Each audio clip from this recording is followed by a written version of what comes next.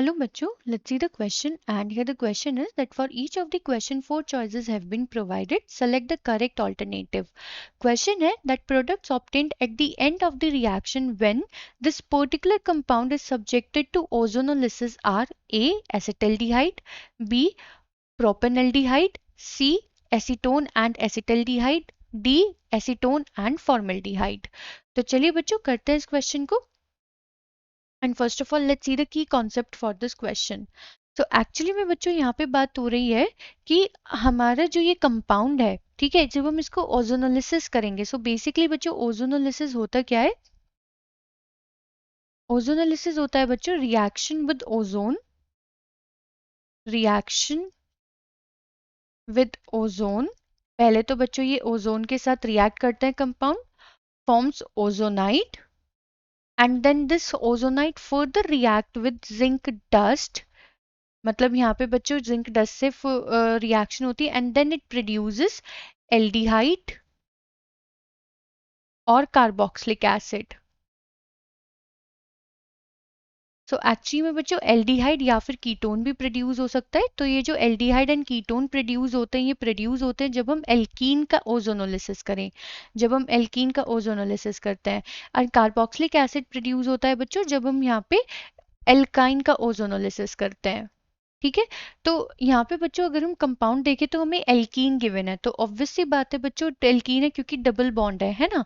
तो जब हम इसका ओजोनोलिसिस करेंगे तो ये हमें क्या फॉर्म करके देगा? Aldehyde and ketone. अब कौन से एल्डिहाइड एंड कीटोन फॉर्म करके देगा वो हमें यहाँ पे देखना है.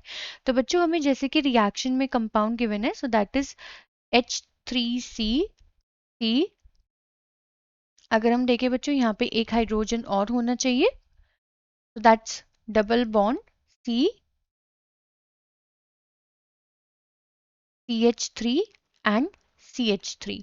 ठीक है, तो बच्चों पहले हम इसकी रिएक्शन कराएंगे किसके साथ? पहले हम इसकी रिएक्शन कराएंगे विद ओजोन यानी कि O3 के साथ.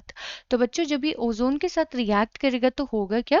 यहाँ से जो ये हमारा बॉन्ड प्रेजेंट है बिटवीन कार्बन कार्बन, वो क्या कर जाएगा बच्चों? वो यहाँ से हमारा एलिमिनेट हो जाएगा. तो क्यों मतलब बच्चों? क्योंकि यहाँ पे ओजोन की रिएक्शन होगी यानी ये क्या फॉर्म करेगा, तो हम इसे बच्चों यहाँ लिख लेते हैं नीचे, ये थोड़ा और ईजी रहेगा हमें समझने के लिए. तो रिएक्शन में यहाँ पे फॉर्म होगा बच्चों, so it will be CH3 CH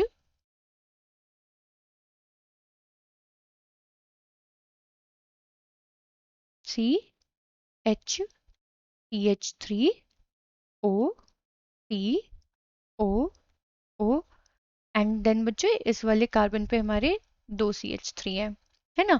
तो बच्चों ये इसने क्या फॉर्म कर लिया? ओजोनाइट. जैसे मैंने आपको भी बताया कि पहले जब ओजोन के साथ रिएक्ट करता है तो इट फॉर्म्स ओजोनाइट. तो अब ये हमारा ओजोनाइट फॉर्म हो गया है. कार्बन के बीच में 2 डबल बॉन्ड थे बट अब वो दोनों डबल बॉन्ड यहाँ से खत्म हो गए, यानी कि ओजोनोलिसिस में हुआ क्या बच्चों? कार्बन कार्बन के बीच का बॉन्ड जो होता है वो खत्म हो जाता है.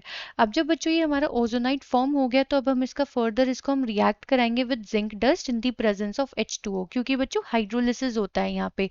तो ये क्या फॉर्म कर जाएगा यहाँ से बच्चों?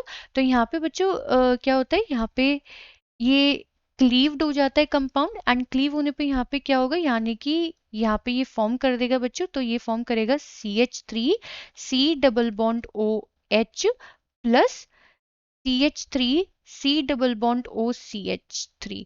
और बच्चों ये हमारे कौन से कंपाउंड्स होते हैं? तो ये जो हमारा CH3 C double bond OH बना है ये हमारा एल्डिहाइड ग्रुप होता है. जैसे कि हमने पहले ही देख लिया था कि एल्कीन जब ओजोनोलिसिस करते हैं तो या तो वो एल्डिहाइड एंड कीटोन प्रोड्यूस करता है, एंड ये हमारा कौन सा ग्रुप है?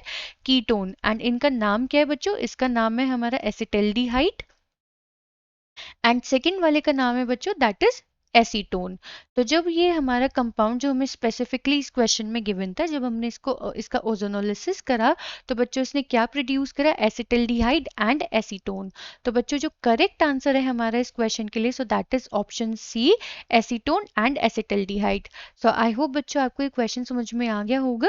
Thank you.